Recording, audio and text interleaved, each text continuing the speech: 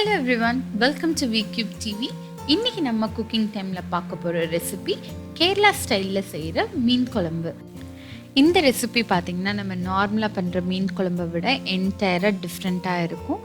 இதில் நம்ம புளி காரம் இதெல்லாம் கொஞ்சம் தூக்கலாக இருக்கிற மீன் குழம்பு. இப்போ இந்த ஃபிஷ் கறி எப்படி பண்ணுறது அப்படிங்கிறத வாங்க பார்க்கலாம். இன்றைக்கி நான் மத்தி மீன் எடுத்திருக்கேன். ஒரு 1/2 கிலோ அளவுக்கு மத்தி மீன் எடுத்து வாஷ் பண்ணிவிட்டு அது நடுவில் எல்லாம் இந்த மாதிரி கட் பண்ணி எடுத்து வச்சுருக்கேன். ஏன்னா மசாலா பதம் பிடிக்கும். அப்புறம் அதுக்கு தேவையான பொருளெல்லாம் எடுத்து வச்சுருக்கேன். ஒரு பெரிய எலுமிச்சை சைஸ் அளவுக்கு புளி நல்லா ரவுண்ட் பண்ணி பாயில் பண்ணி அந்த சைஸ் அளவுக்கு எடுத்துக்கோங்க. அப்புறம் 1.5 பழம் தக்காளி எடுத்திருக்கேன். நல்லா பொடி பொடியாக நறுக்கி வச்சுக்கோங்க. நெக்ஸ்ட்டு வெங்காயம், ஒரு 1/2 வெங்காயம், பெரிய வெங்காயமாக இருந்தால் ஒரு 1/2 வெங்காயம், சின்ன வெங்காயமாக இருந்தால் ஒரு 5லேருந்து 6 சின்ன வெங்காயம் சின்ன பொடி பொடியாக நறுக்கி எடுத்து வச்சுக்கோங்க. அப்புறம் இஞ்சி, இந்த மாதிரி சைஸில் இருக்கிற இஞ்சி நான் நல்லா பொடி பொடியாக நறுக்கி எடுத்து வச்சுருக்கேன். நல்லா பொடி பொடியாக நறுக்கிக்கோங்க.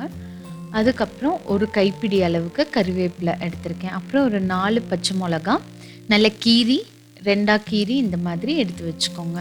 உப்பு தேவைக்கேற்ற மாதிரி, மிளகாத்தூளும் தேவைக்கேற்ற மாதிரி எடுத்துக்கோங்க. நார்மலாக நம்ம மீன் குழம்பு பண்ணும்போது மீனை கடைசியாக தான் சேர்த்துப்போம். ஆனால் இந்த ரெசிப்பியில் நம்ம ஸ்டார்டிங்லேருந்தே மீன் கூட தான் எல்லாத்தையுமே நம்ம இன்க்ரீடியன்ஸாக ஆட் பண்ண போகிறோம். அதுக்கு ஒரு எலுமிச்சம்பழம் அளவுக்கு எடுத்து வச்சுருக்க புளியை நல்லா சூடாக இருக்கிற தண்ணியில் போட்டு ஊற வச்சுக்கோங்க. அப்போ புளி நல்லா சீக்கிரம் ஊறிடும். நெக்ஸ்ட்டு இந்த மீன் கூட நமக்கு என்னென்ன பொருள் தேவையோ அதை ஒவ்வொன்றா ஆட் பண்ண போகிறோம். மீனுக்கு எவ்வளோ உப்பு வேணுமோ அதுக்கேற்ற அளவுக்கு உப்பு ஃபஸ்ட்டு ஆட் பண்ணிக்கோங்க. அதுக்கப்புறமேட்டா காரத்துக்கு ஏற்ற மாதிரி உங்களுக்கு எவ்வளோ காரம் தேவையோ அதுக்கேற்ற மாதிரி மிளகாத்தூள் ஆட் பண்ணுங்கள். நான் இன்றைக்கி எனக்கு கொஞ்சம் காரம் ஜாஸ்தியாக வேணுங்கிறனால நான் 2 டேபிள் ஸ்பூன் அளவுக்கு மிளகாத்தூள் போடுறேன். நீங்கள் வேணும்னா ஒரு 1.5 டேபிள் ஸ்பூன்லேருந்து 1 டேபிள் ஸ்பூன் வரைக்கும் கம்மி பண்ணிக்கலாம். நெக்ஸ்ட்டு தக்காளியை அதில் ஆட் பண்ணிக்கோங்க. நெக்ஸ்ட்டு நம்ம எடுத்து வச்சுருக்க கருவேப்பிலையை அதில் சேர்த்துக்க போகிறோம். அப்புறம் பொடியாக நறுக்கின இஞ்சி, அப்புறம் நறுக்கி வச்சுருக்க பச்சை மிளகா, அப்புறம் நம்ம கட் பண்ணி வச்சுருக்க வெங்காயம், இது எல்லாத்தையுமே ஆட் பண்ணதுக்கப்புறம் இப்போது இது கூட நம்ம ஊற வச்சுருக்க புளியை நல்லா கரைச்சி அதோட தண்ணி எல்லாத்தையுமே இந்த மீன் கூட நம்ம சேர்த்துக்க போகிறோம். இப்போ பார்த்திங்கன்னா நம்ம புளி தண்ணி ஃபுல்லாகவே எடுத்து மீனில் நம்ம ஆட் பண்ணிட்டோம். இப்போது இந்த மீன் கூட நம்ம என்ன பண்ண போகிறோம்னா ஒரு 1/2 டீஸ்பூன் அளவுக்கு மஞ்சத்தூள் சேர்த்துக்க போகிறோம். மஞ்சத்தூள் ஆட் பண்ண உடனே நம்ம ஒரு கரண்டியோ இல்லை ஒரு ஸ்பூனோ வச்சு நம்ம இந்த மீனை நல்லா அந்த புளி தண்ணியோட கலக்கி விட்டுருங்க. அப்போ தான் நமக்கு அந்த மசாலா எல்லாமே அந்த மீனில் நல்லா பிடிக்கும். நம்ம இந்த மாதிரி கலக்கிறனால மீனெல்லாம் உடஞ்சிருமோ அப்படிங்கிற பயம்லாம் வேண்டாம். நம்ம புளி தண்ணி ஆட் பண்ணியிருக்கனால இந்த மீன் உடையாது. அது மாதிரி இந்த மிக்சரை அப்படியே ஒரு 1 மணி நேரத்துக்கு ஊற வச்சுக்கோங்க.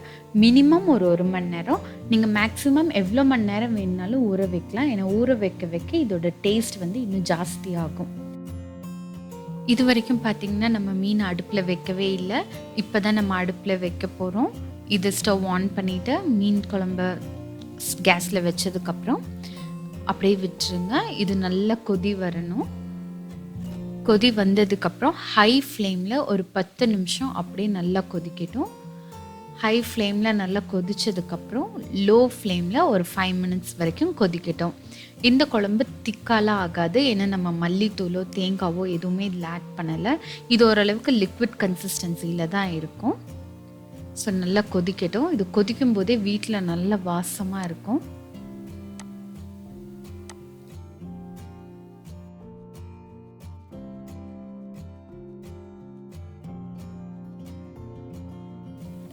இப்போ பார்த்திங்கன்னா குழம்பு நல்லா ரெடி ஆயிடுச்சு. இந்த சமயத்தில் ஸ்டவ் ஆஃப் பண்ணிவிட்டு நம்ம எடுத்து வச்சுருந்தோம் இல்லையா 2 பல் பூண்டு, அதை நல்லா இடித்து இதில் போட்டுருங்க. ஆஃப் பண்ணக்கப்புறம் ஆட் பண்ணிக்கோங்க.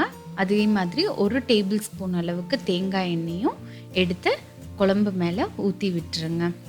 ஊற்றி விட்டதுக்கப்புறம் ஒரு மூடி போட்டு அப்படியே மூடி வச்சிட்டிங்கன்னா நம்மளோட சிம்பிளான டேஸ்டியான மீன் குழம்பு தயாராகிடுச்சு. பார்த்திங்களா, மீனில் நல்லா மசாலாவில் நல்லா ஊறி மீன் இந்த குழம்புல இருக்க மீன் சாப்பிட்றதுக்கே அவ்வளோ டேஸ்டியாக இருக்கும். ஸோ மறக்காமல் இந்த ரெசிப்பியை ட்ரை பண்ணி பாருங்கள். உங்கள் எல்லாருக்கும் ரொம்ப பிடிக்கும்னு நினைக்கிறேன். உங்களோட ஃபீட்பேக்ஸை கமெண்ட் செக்ஷனில் கொடுங்க. இந்த வீடியோ உங்களுக்கு பிடிச்சிருந்ததுன்னா லைக் பண்ணுங்கள், ஷேர் பண்ணுங்கள். மறக்காமல் விக்யூப் டிவிக்கு சப்ஸ்கிரைப் பண்ணுங்கள். தேங்க்யூ ஃபார் வாட்சிங் Vcube TV. We do entertain you.